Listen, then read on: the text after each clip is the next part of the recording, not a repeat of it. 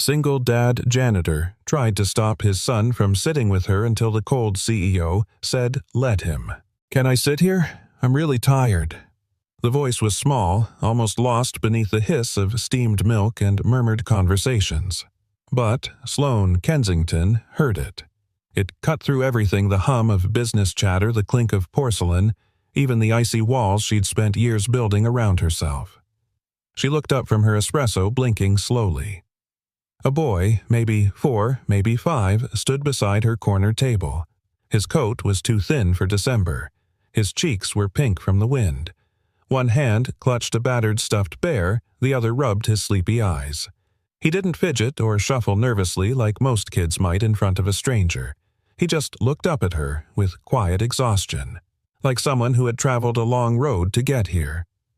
Sloane stared at him, lips parted, unsure what to say. "I asked because you look kind," the boy added softly. No one had said that to her in a long time. Before she could respond, a man jogged in hair-tousled uniform, clearly.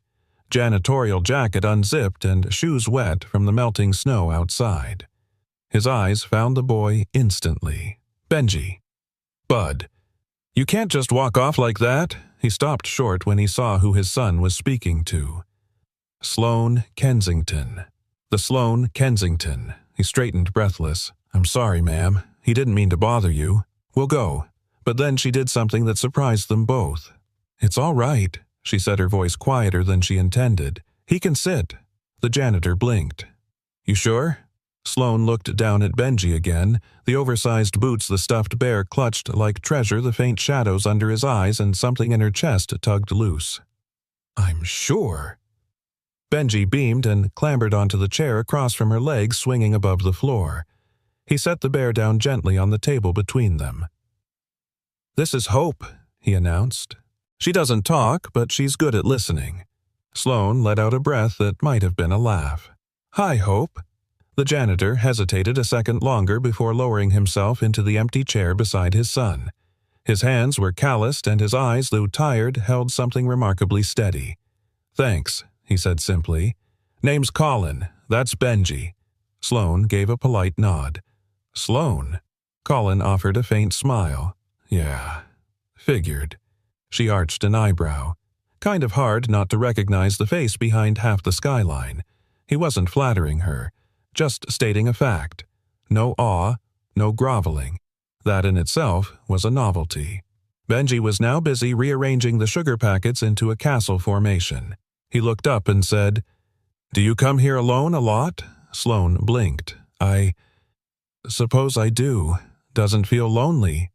She stared at him, not because of the question, but because of how gently it was asked, like a whisper meant for someone who forgot how to answer. Before she could say anything, Benji yawned and leaned forward, resting his chin on the table. "I like sitting here," he said sleepily. "It's warm and quiet." Colin leaned over, brushing snow from his son's collar. "You okay, bud?" Benji nodded. "Just tired from the hospital." Sloane's gaze sharpened. Hospital Colin straightened. There was a pause. A line passed between them, unspoken, invisible, where most people would lie, deflect, or excuse. Colin did neither. "Benji's got leukemia," he said simply. "We just left a chemo session." The words hit her like cold water.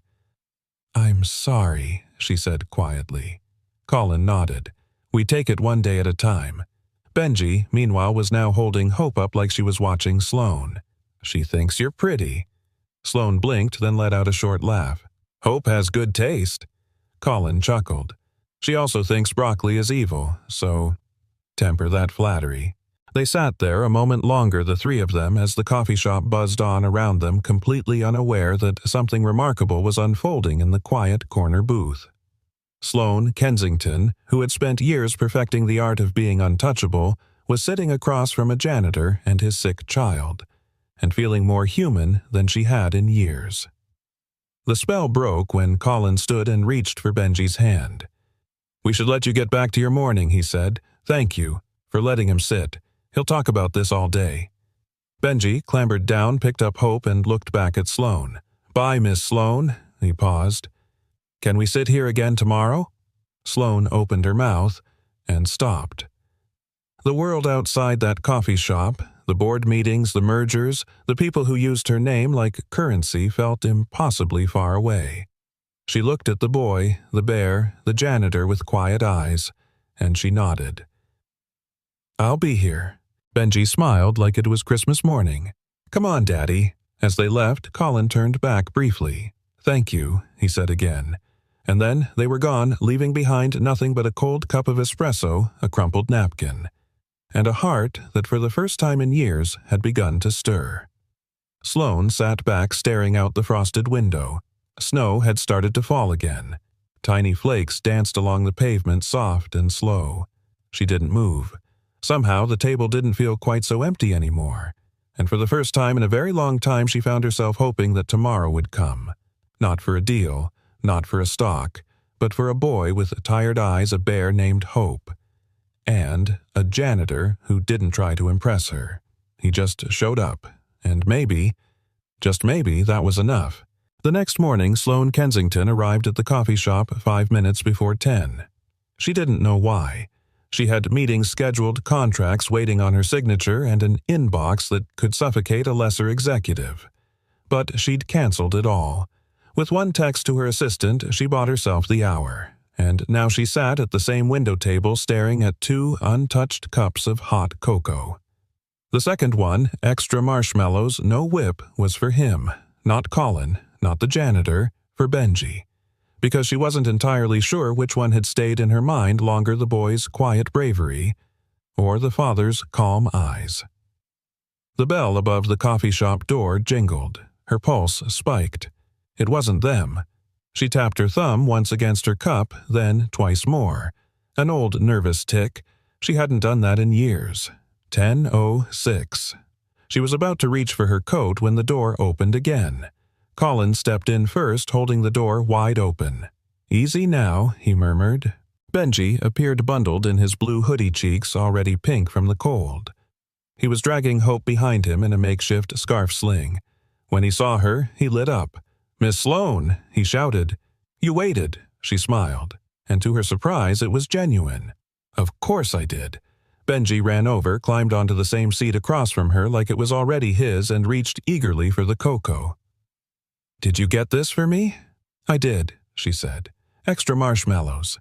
Benji's eyes widened. "You remembered." Colin approached more cautiously, removing his knit cap and rubbing his hands together. "We were just going to walk past, but he insisted. Said you'd be here." Sloane looked up at him. He was right. There was a beat of silence. Then Colin sat down. Sloane cleared her throat. "I hope this isn't awkward," Colin chuckled. "I clean office bathrooms for a living. My bar for awkward is set pretty high." She laughed lightly. "Fair." Benji slurped his cocoa and looked between them like a tiny referee. "Daddy says you're a big boss." Sloane raised an eyebrow. "Did he, now?" Colin shrugged. "In my defense, I said you were a big deal, not a boss." Benji nodded. "Same thing. Daddy's kind of a boss, too. Of brooms." Sloane laughed again, deeper this time. "Is that right?" Colin scratched the back of his neck, embarrassed. "He's in a phase. Everything has to have a title. And what's Hope's title?" she asked, pointing to the bear. Benji tilted his head thoughtfully. "She's head of bravery." There was a long pause, one of those rare golden silences that didn't feel empty, only full of something neither of them knew how to name yet. Sloane turned to Colin, more serious now. "I didn't know about Benji's condition yesterday." "You weren't supposed to." She studied him. "Why not?" Colin leaned back slightly. "Because pity isn't what we need, and because most people stop listening after the word cancer." Sloane's voice dropped. "I didn't." He nodded. "No, you didn't." Benji had finished half his drink and was now humming softly, stroking Hope's worn ear. Colin glanced at him, then back at her. "We don't expect anything, Miss Kensington. You were kind. That's already more than most." Her brow furrowed.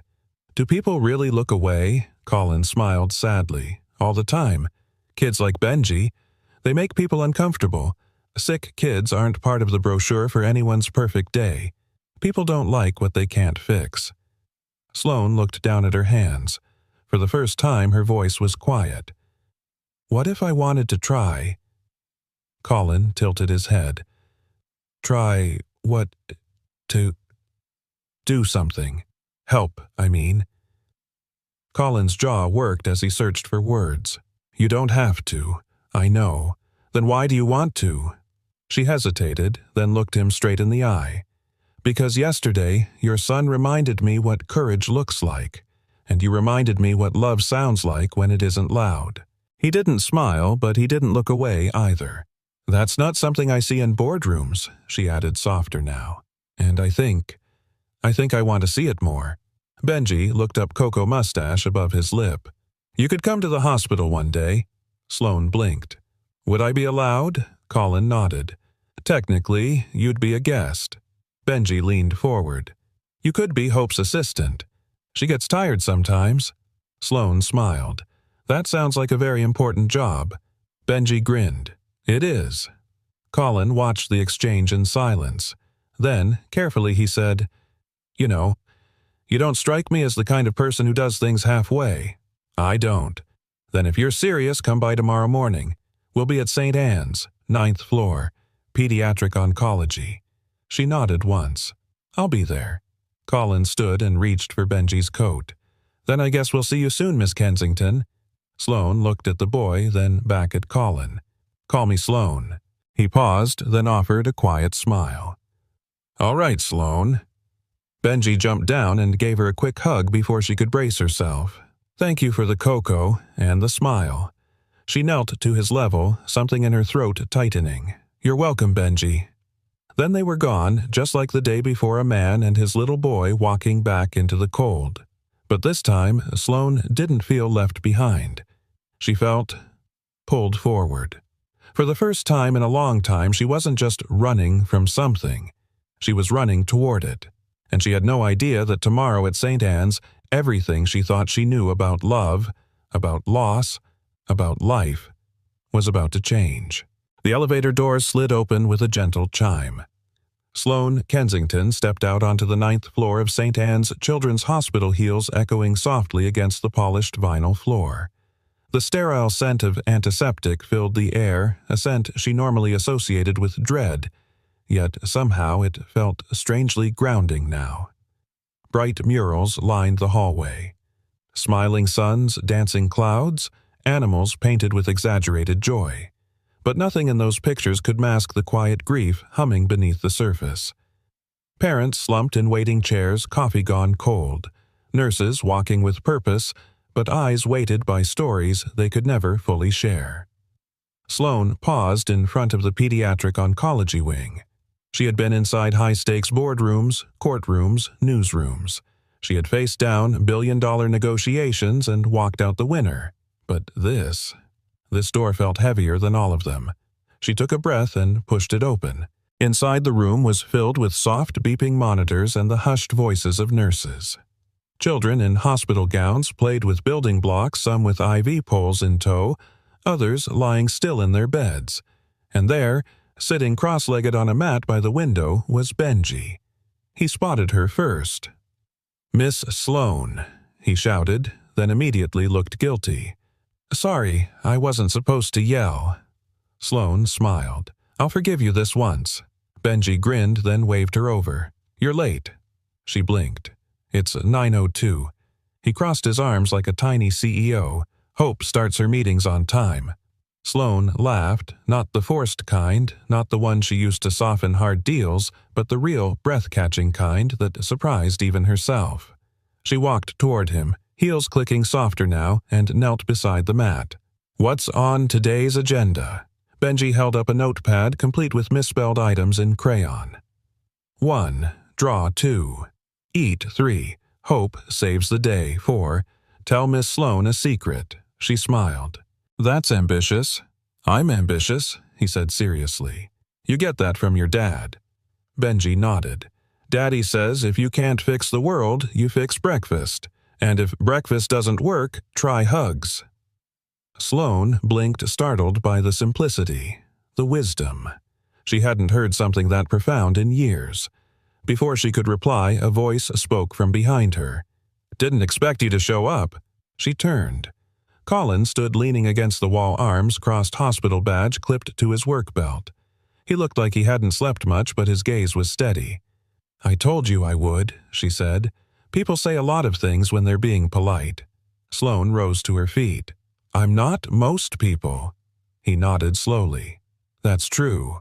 They stood there in silence, the air between them filled with something unspoken. Then Colin gestured toward the coffee machine in the corner.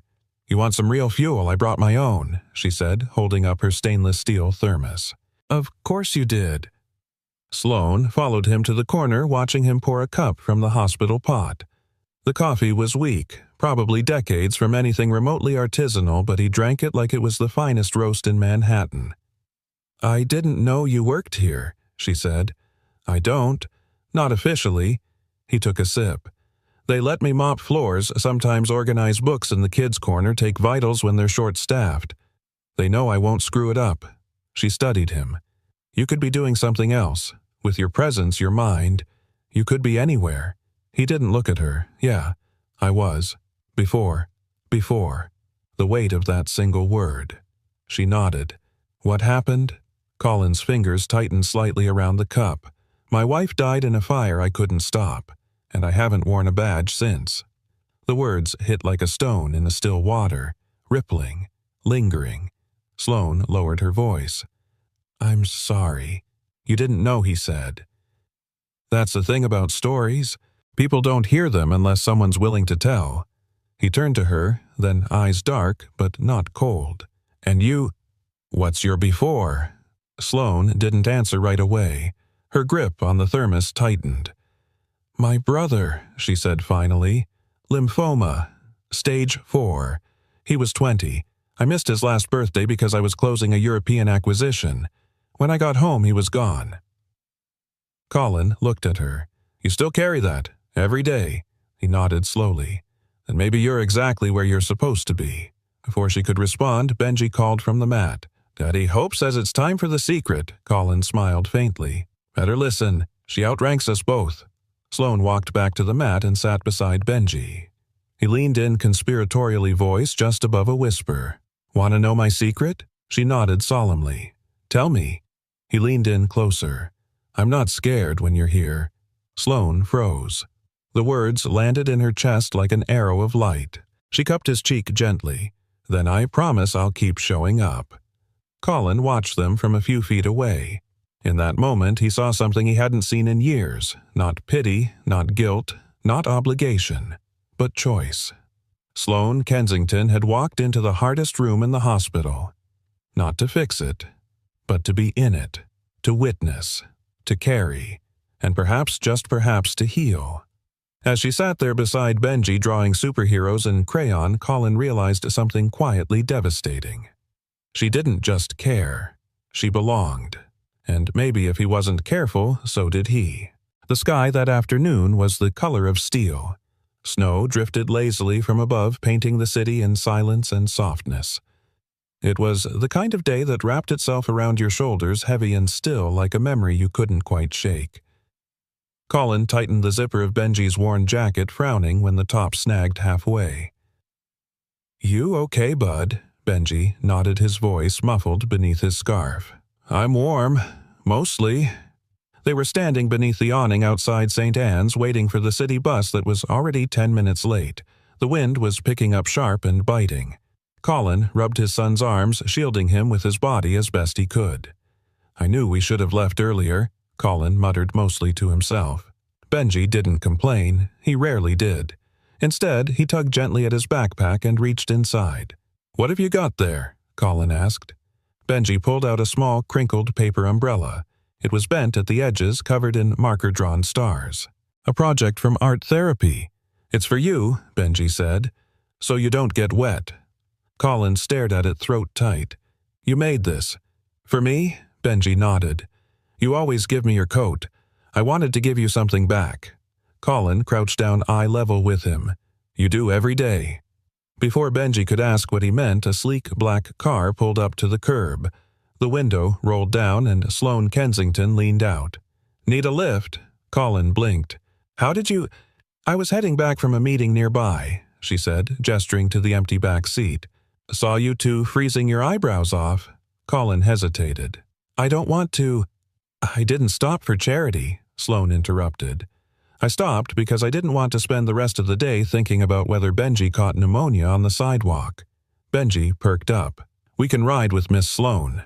Colin looked at his son, then back at her. He exhaled. All right. The car's warmth enveloped them the second they climbed in. Benji giggled, running his hands along the heated seat. It's like sitting on toast. Sloane laughed. High praise, I think. Colin settled beside his son, awkward in his utility jacket against the leather upholstery. Thanks. Really, she waved it off. I owed Hope. She promoted me last week, remember? Benji beamed. You're now head of snacks and smiles. Big shoes, she replied, glancing at Colin. Think I can handle it? Colin's voice was quiet. He doesn't promote just anyone. The ride was smooth, the windows fogged by breath and laughter. Benji sang softly to Hope while Sloane glanced back at them in the rearview mirror, more than once her expression unreadable. At a red light, she asked, Do you have time for dinner? Colin blinked. No, I thought maybe we'd pick something up. There's a place near my building. It's casual. Colin hesitated. I don't know. We don't usually. Sloane turned voice softer. You don't owe me anything, Colin. I like being around you two. He studied her face. The vulnerability beneath her usual composure, the careful crack in the armor. Then Benji interrupted, holding up Hope. She votes yes. Colin smiled faintly. Guess we're outvoted. The place wasn't fancy. Despite being steps from Sloane's penthouse, the little diner had checkered floors, red vinyl booths, and the smell of grilled cheese lingering in the air. It reminded Colin of somewhere he used to take his wife before life changed. They slid into a booth. Benji sat in the middle, swinging his feet menu upside down. Can I get pancakes? Sloane nodded. If you share them with me. He grinned. Deal. Colin watched them for a moment, the ease between them the way Sloane's laugh had grown freer. It stirred something in him, something warm and dangerous. He looked down at his calloused hands. You know, I spent a long time learning not to need anyone. Sloane's gaze met his across the table. How's that working out? He let out a short breath. Doesn't hold up well against paper umbrellas? She smiled, but then her voice turned quiet. I used to think needing someone was weakness, that if you wanted help, it meant you weren't strong enough on your own. What changed? She looked at Benji, who was now teaching Hope how to dip a napkin into maple syrup. He did. There was a beat. I never wanted children, Sloane admitted. Too messy, too unpredictable, too much risk. Colin's brow furrowed, but he didn't speak. But then this kid walked into my life with frostbitten cheeks and a bear named Hope, she continued, and suddenly I wanted to be the kind of person a child like him could trust. Colin swallowed hard. You are. Their eyes held for a long moment. Not flirty, not dramatic, just open. Benji chose that moment to drop a blueberry in his cocoa. I made it better, he declared. Sloane laughed and tousled his hair. You're a culinary genius. Colin looked down at the paper umbrella Benji had placed beside his plate. Bent, fragile, and still holding. Thank you, he said softly. Sloane raised an eyebrow. For what? For showing up when the world usually walks past? She didn't respond right away. Then, maybe I was walking past myself, and he stopped me. Outside, the snow had stopped. The sky cleared just enough to let a few stars peek through.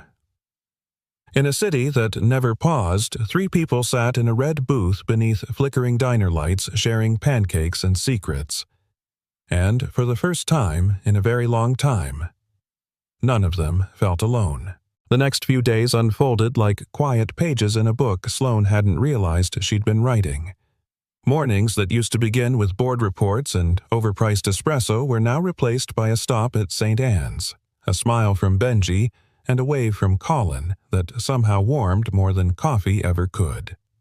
The hospital, once a place Sloane avoided at all costs, had become familiar. Not comfortable, not yet, but meaningful. And yet, nothing prepared her for the invitation. It came in the form of a crayon drawing handed to her by Benji as she was leaving one afternoon. A lopsided house with smoke curling from the chimney. 3 stick figures holding hands, one labeled me, one labeled Daddy, and the third, Miss Sloane. Below it, in big uneven letters, "Come to dinner. We have spaghetti."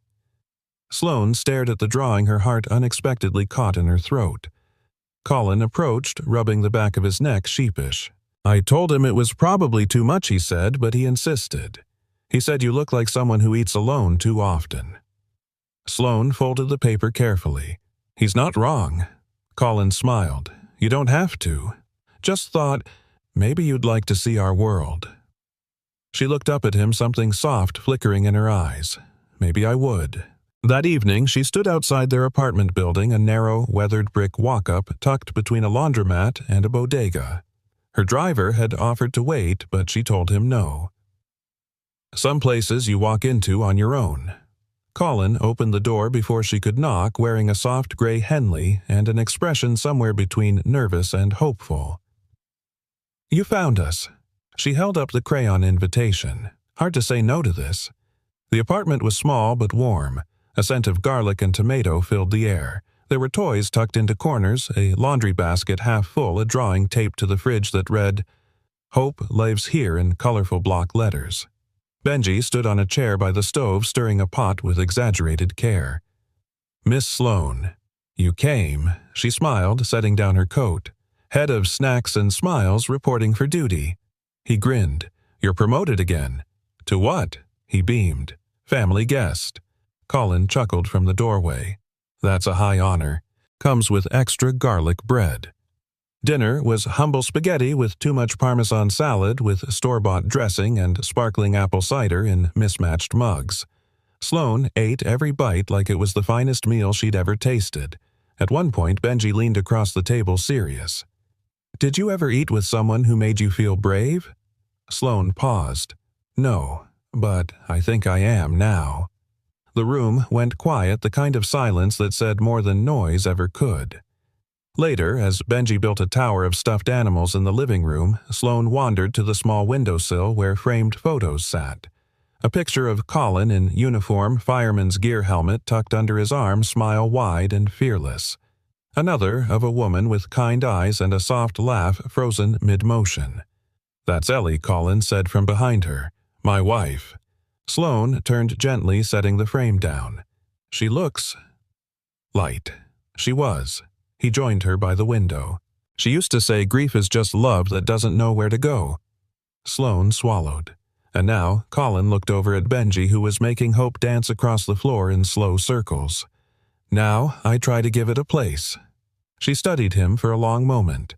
"You're a better man than most." Colin shook his head. "No. Just a man who broke and had to choose what pieces to pick up." Sloane lowered her gaze. "I wouldn't know how to start." "Yes, you do," Colin said gently. "You started the moment you let my son sit across from you." She didn't respond, not with words, but her eyes shimmered in a way that said she'd heard him, really heard him. As she prepared to leave, Benji ran to the door, slipping something into her coat pocket. "Don't open it until you get home." She promised she wouldn't. That night, alone in her penthouse, Sloane pulled out the small folded paper. Inside was a drawing her Colin and Benji sitting at a table under a sky of stars. Above them, one word written in all caps, "Stay."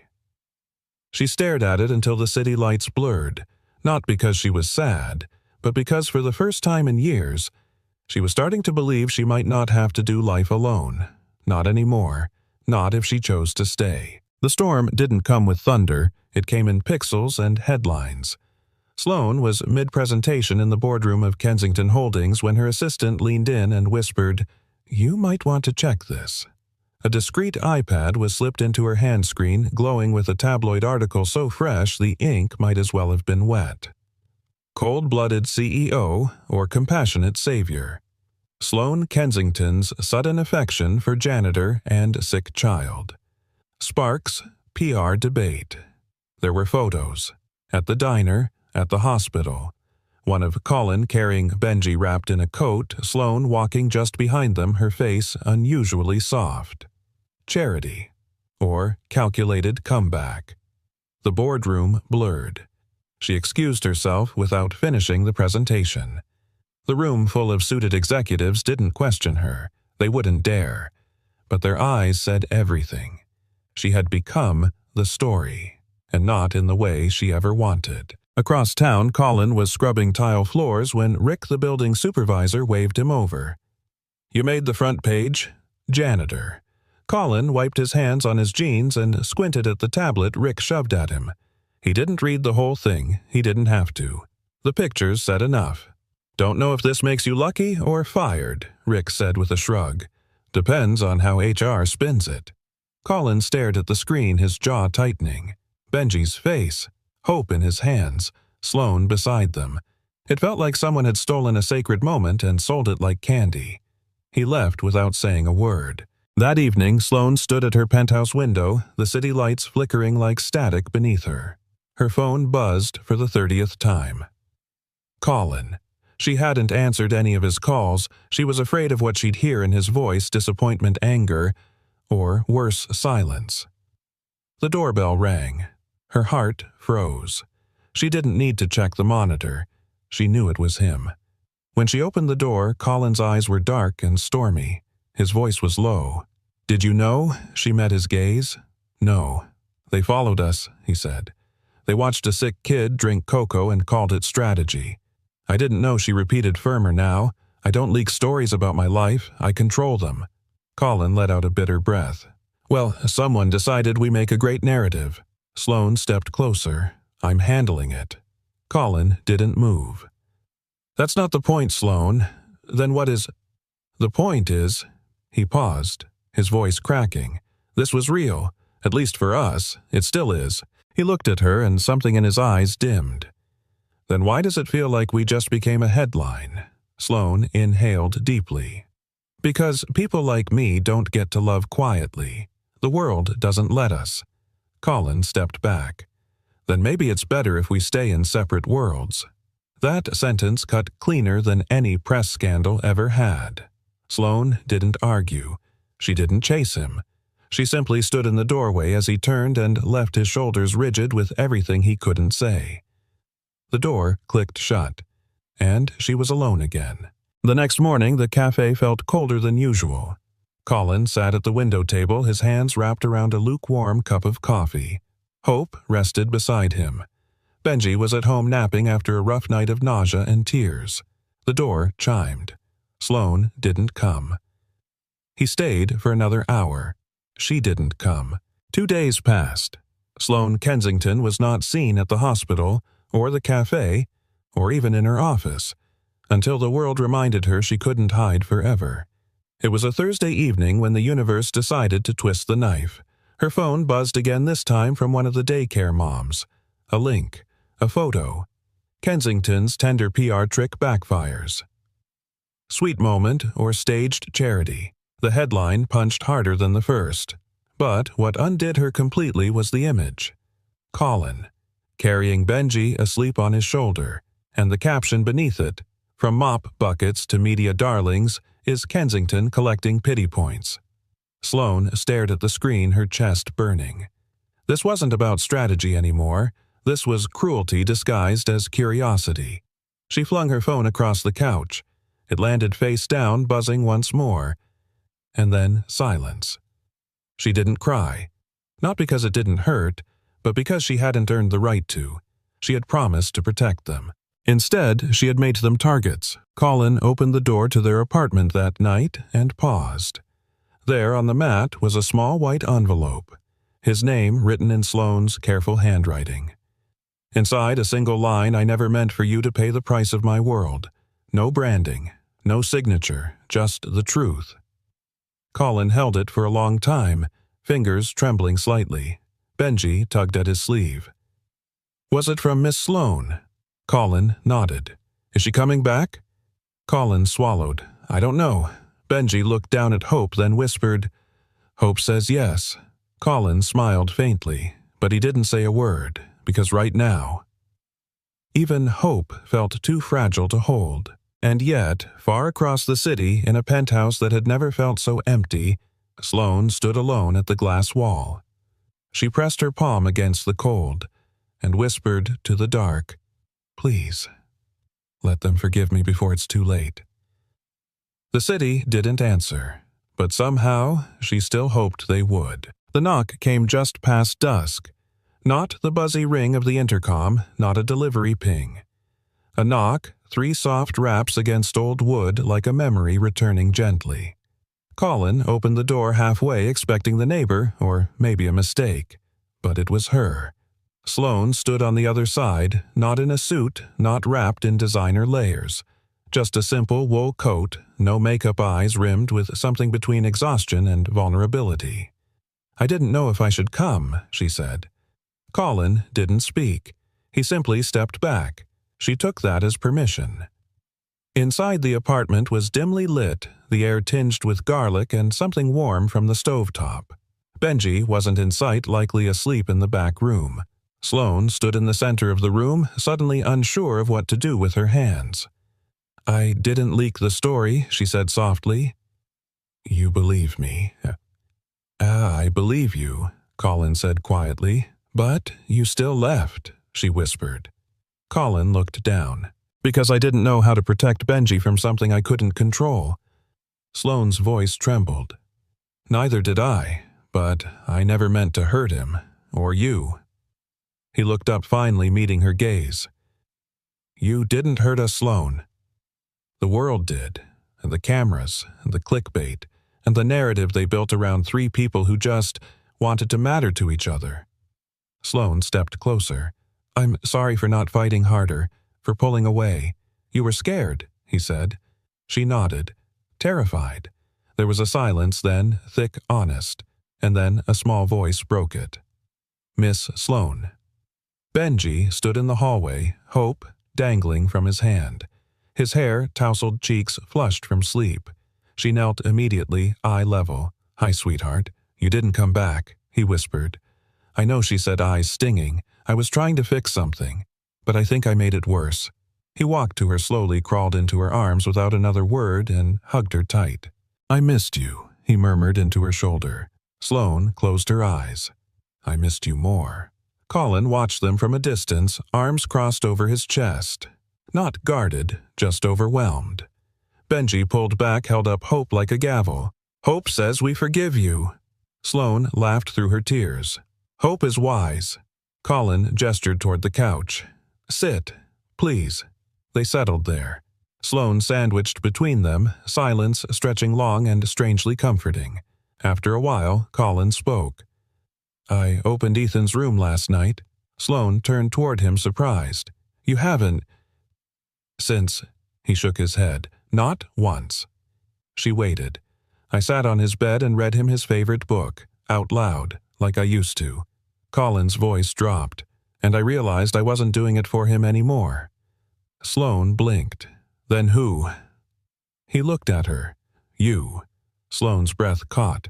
Colin continued, voice rough. "Because you reminded me what it means to show up, even broken, even scared. You gave Benji joy, but more than that, you gave me something I forgot existed." Sloane swallowed. "What?" He didn't blink. "A future I want." The room quieted again. Then Sloane reached into her coat pocket and pulled out a folded piece of paper. She handed it to Colin. "What's this?" he asked. "My resignation letter." He froze. "From the company. From the machine," she said. "From being someone I never meant to become." Colin opened it, scanned the simple paragraph typed neatly, her signature at the bottom. "You left it all." She nodded. "They can spin stories without me now. I want to write my own." He folded it gently like something sacred. "You sure?" Sloane turned toward Benji, who was now curled in her lap, fast asleep. She brushed a strand of hair from his forehead. "I've never been more sure." Colin leaned back, looking at the two of them. "I don't have much to offer," he said. "Just a mop, a kid, and a heart that's taken a beating." Sloane smiled, tearful. "Then we match. I have a name they turned into headlines, a past I'd rewrite if I could, and a heart that's learning how to feel again." He reached over slowly, his fingers finding hers. "You're not alone anymore, Sloane." Her fingers tightened around his. Neither are you." Outside the window, snow had begun to fall again. Not in torrents, not dramatic. Just slow, soft flakes, the kind that coat the city in silence and forgiveness. Inside, 3 hearts beat a little closer together, not healed, but healing. And sometimes, that's more than enough. The city was wrapped in gray clouds hanging low like thoughts too heavy to rise. Inside the hospital room, machines beeped in slow, rhythmic patterns. IV bags swayed gently. A single stuffed bear sat on the windowsill staring out into the mist. Benji was asleep, curled up like a comma beneath the blankets. Colin stood at the foot of the bed, arms crossed unmoving, and Sloane dressed in jeans and a soft sweater. No armor, no pretense, sat in the armchair, her hands resting on her knees like she was bracing herself for something that hadn't happened yet. "Third fever in 2 weeks," Colin muttered. "The doctor says it's expected, but nothing about this feels normal." Sloane nodded slowly. "It's always worse when they say, 'It's normal,' like they're trying to sell you calm." Colin's jaw flexed. "I hate feeling helpless." "You're not," she said quietly. Colin turned, frustration surfacing. "He's sick. He's pale, he hasn't eaten, he cries in his sleep. And all I can do is hold his hand and hope that's enough." Sloane stood slowly. "You know what I see. A father who hasn't missed a single appointment, who knows every line in every bedtime story, who hasn't taken a day for himself in 4 years. He met her gaze, eyes stormy. "And you think that's strength?" "I think that's love," she said, "and love Colin is the most exhausting kind of strength there is." He looked away. Sloane crossed the room, picking up Hope from the windowsill and placing the bear gently beside Benji. Then she turned back to Colin. "Do you want me to go?" Colin shook his head. "No." "Then say something, anything." He swallowed the words heavy. "I don't need you to fix this. I don't need a savior. He paused. "I just need someone who won't walk away when it gets dark." Sloane's eyes welled. She stepped closer. "Then I'm exactly where I should be." Colin finally sank into the chair opposite her. He leaned forward, elbows on his knees, eyes on his son. "I never thought I'd let someone in again. I thought, if I opened the door, I'd lose something else." "You haven't lost me," Sloane said. "Not unless you push me out." He glanced over. "You were always the one with the power, Sloane." She gave a bitter smile.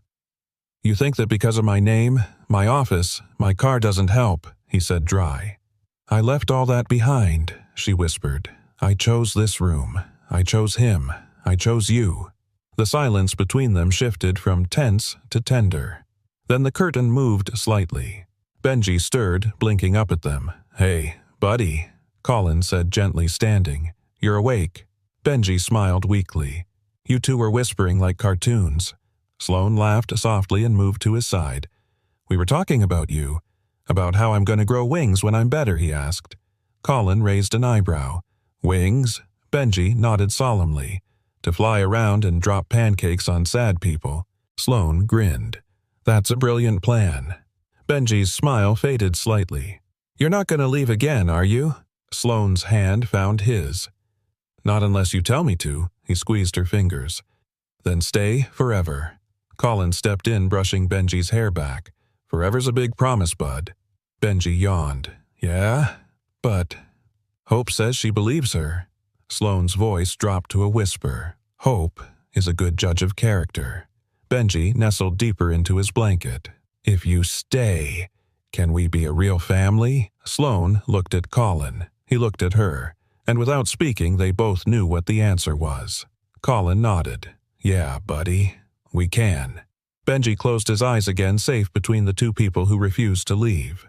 Later, when the room dimmed into the soft blue of night, Colin pulled a chair close beside Sloane's and whispered, "I've lived my whole life with fire at my back, and somehow you make me feel like I can finally sit still." Sloane rested her head on his shoulder. "And you make me believe that love doesn't need a press release. It just needs to be real." Colin kissed the top of her head, and the machines kept beeping and the wind kept blowing. But in that room, that small, sterile room filled with love and quiet strength, something sacred took root. Not because anyone had all the answers, but because for once, no one was running away.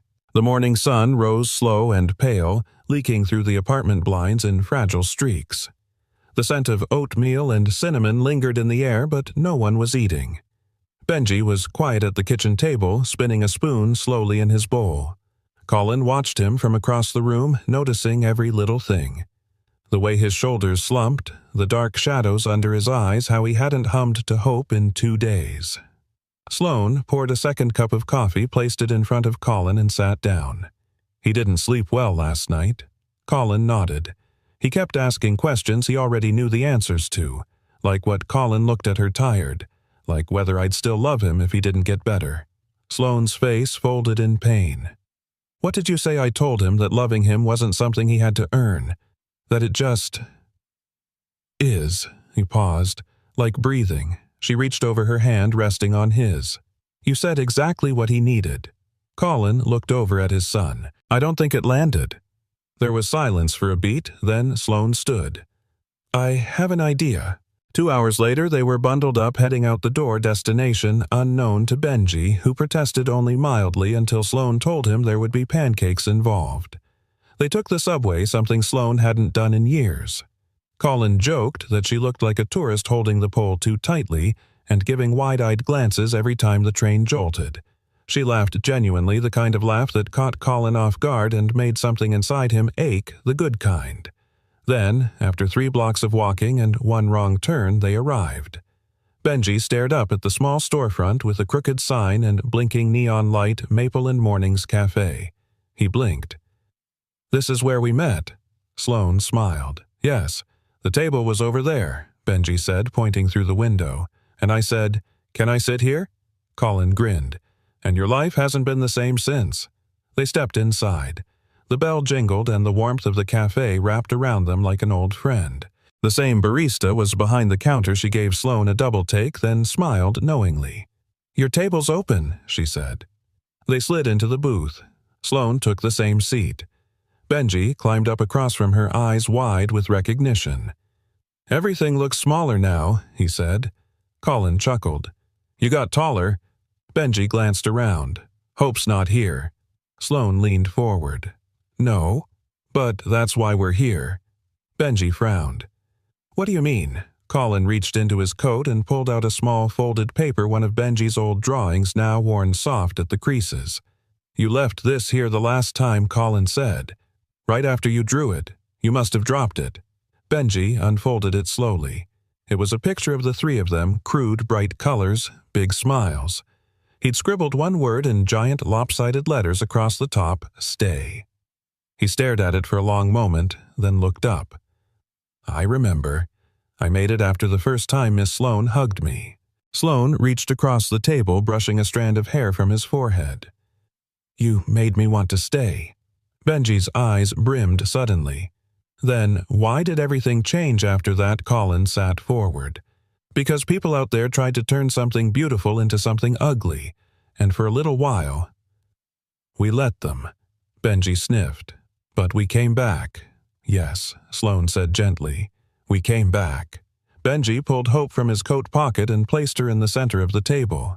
She's been really quiet lately, he said softly. I think she got scared too.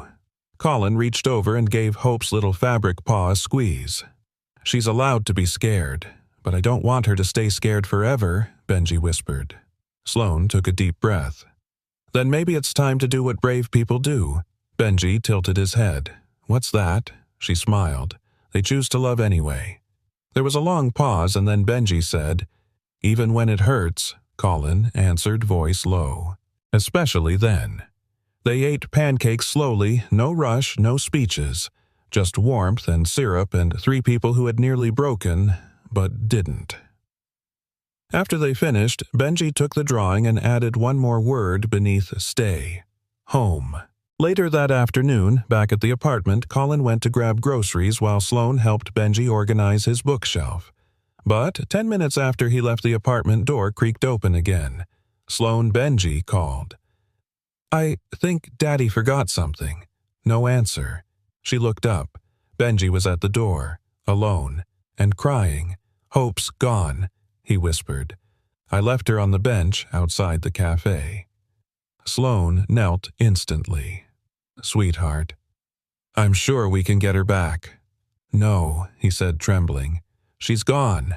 I forgot her. I was supposed to protect her, and I forgot." Sloane pulled him into her arms. "It's okay. We'll go back right now. We'll find her." "No," Benji sobbed. "If I forget her, maybe I'll forget everything. Maybe I'll forget the day we met. Maybe I'll forget what it felt like to have you there." Sloane's voice broke. "You won't forget Benji. How do you know?" She looked him in the eye. "Because I'll remember for both of us." He stared at her, searching, needing. "And so will Daddy," she added. Benji exhaled, tears still streaking his cheeks, but his grip on her sleeve softened. "Okay," he whispered.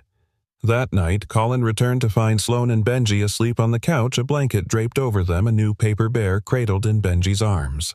And beside it, taped carefully to the armrest, a note written in uneven handwriting. "Even if I lose the bear, I won't lose us." Colin smiled, and something in his heart finally exhaled. The winter sun was slipping behind the skyline when the call came. It wasn't dramatic, just a simple ring, too soft, almost forgettable. Sloane picked it up on the second try. "Hello, it's Dr. Salinger from St. Anne's," came the familiar measured voice. "We've reviewed Benji's latest panel." She gripped the phone tighter. "Yes, he paused. Then, there's encouraging movement. His immune system is responding. We still have a long road ahead, but it's the first time in months we've seen his counts rise on their own." Sloane closed her eyes. For a moment, she forgot how to breathe. "Thank you," she whispered. The doctor's tone softened. "He's a fighter, and he has something very few kids in that wing have. What's that, a village?" That weekend, Colin drove them to a farm an hour outside the city, the kind with creaky fences and animals that didn't care about status or suits. It had been Benji's request after a week of good days. "I want to touch something that's not a needle," he'd said, making Sloane laugh through her tears. They arrived just before noon. The air smelled like hay and wet earth. A muddy donkey greeted them near the entrance, braying as if annoyed by their tardiness. Benji lit up instantly. "This is better than the hospital." Colin grinned. "That's a low bar, buddy." Benji trotted toward the animals with a small bucket of feed. Sloane watched him with cautious joy. "He looks like he belongs here," she murmured. Colin stood beside her, watching his son dance between goats and ducks. "He belongs anywhere that lets him breathe." They followed slowly, hands brushing once, then staying connected. Sloane looked up at him. "How do you do it?" Colin raised an eyebrow. "Do what? Wake up each day with the weight of everything you've lost, and still love this hard." He thought for a moment. "Because when you've lost everything, the next thing you love with your whole life." Sloane's breath caught. They stopped near a low fence, Benji now trying to braid the mane of a very patient pony. "Do you ever think about what's next?" she asked. Colin's smile was faint. "I used to be terrified of that question. And now," he turned to her, his eyes clear. "Now, I hope the answer is you." She blinked, caught off guard. "Me, you," he repeated. "Not because you showed up when things got easy, but because you showed up when you didn't have to." Sloane's voice dropped. "I didn't know I was allowed to want this." Colin tilted his head. "Why wouldn't you be? Because I've spent my whole life being useful, successful, necessary, but never wanted. Not for me." He stepped closer. "You're wanted, Sloane. Not for what you give, but for who you are when you think no one's looking." Her lips parted, something trembling in her eyes. And then Miss Sloane Benji's voice rang out. "This goat loves you." They both turned to find Benji giggling, a goat nibbling the edge of his coat while he held out a fistful of feed.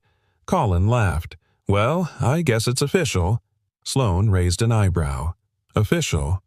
You've got fans in every species." On the drive back, Benji fell asleep in the back seat, his head tilted toward the window, Hope clutched loosely in his lap. Sloane reached over and turned down the radio, watching Colin drive, one hand steady on the wheel, the other resting near hers. "I've never felt this kind of peace," she said softly. Colin glanced at her. Because for the first time you don't have to perform. She nodded. It's terrifying and beautiful. Good things usually are. They rode in silence for a while, the city reappearing in the distance, golden in the last light of day. Then Sloane turned to him, her voice suddenly shy. Do you think I fit in what, in this, with you, with him? Colin didn't hesitate. You don't fit, he said. You belong.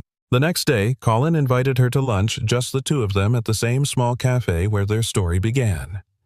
Sloane laughed. Are you asking me on a real date? Colin smirked. I'm asking you to sit with me. No kid, no headlines. Just sit. I think I remember how to do that, she teased.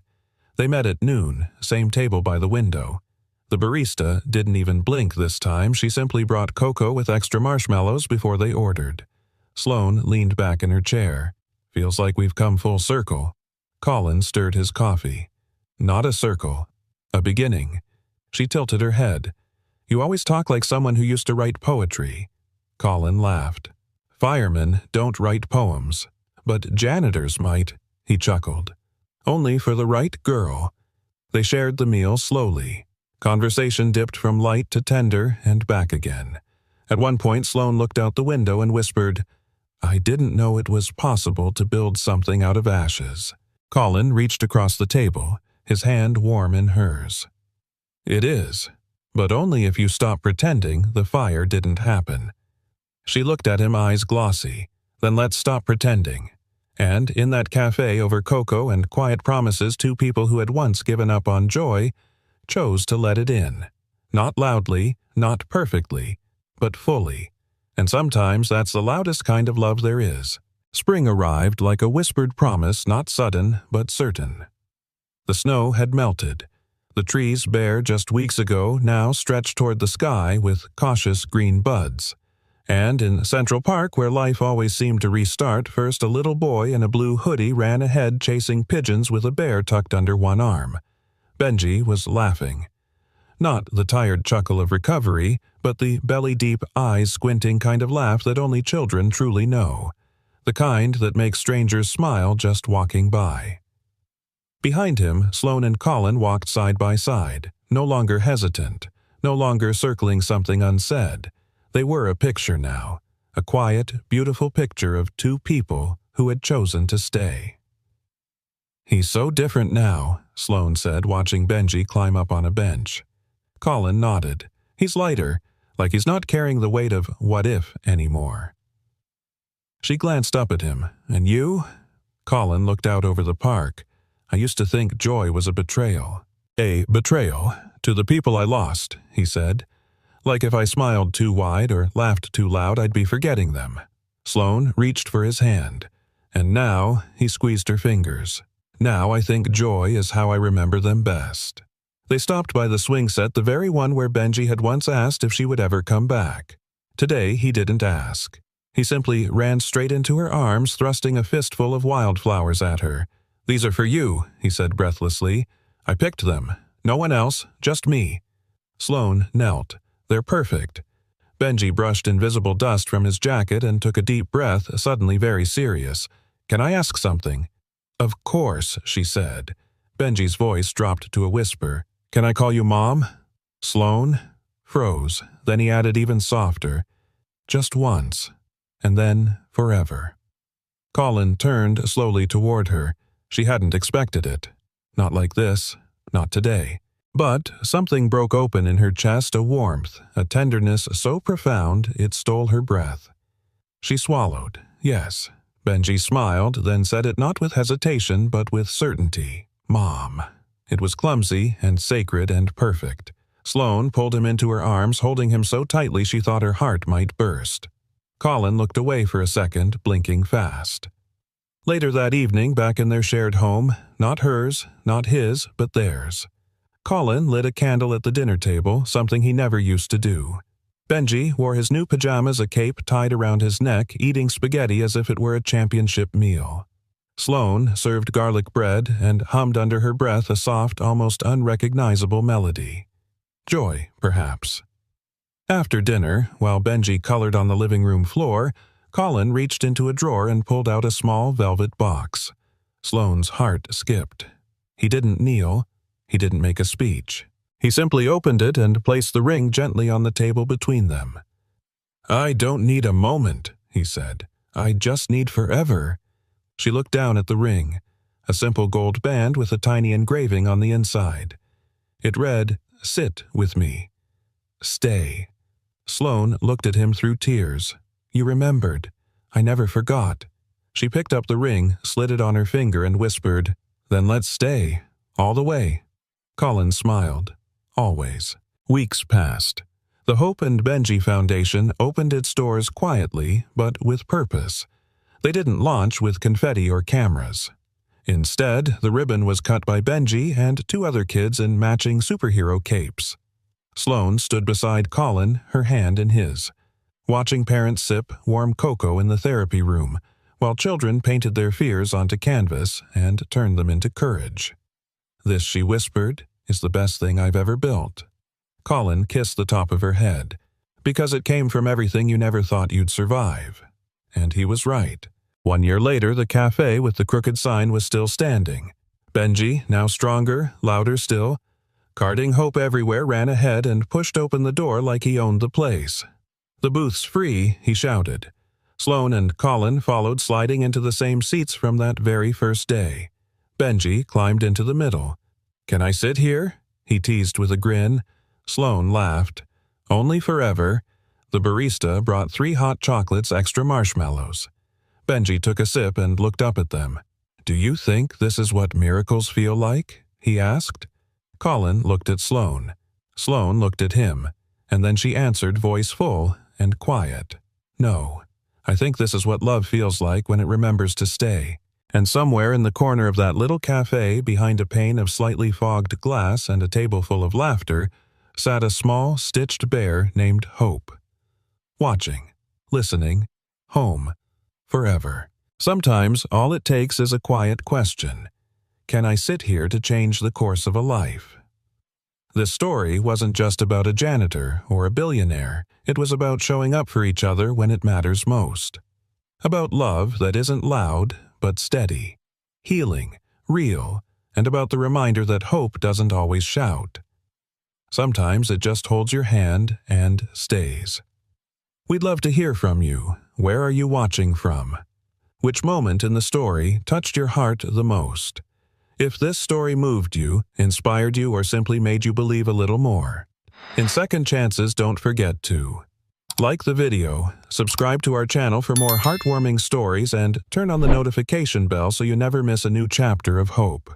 Thank you for spending this time with us. Your presence, your thoughts, and your kindness keep this community alive. Until next time, keep your heart open, because someone somewhere just might need a place to sit.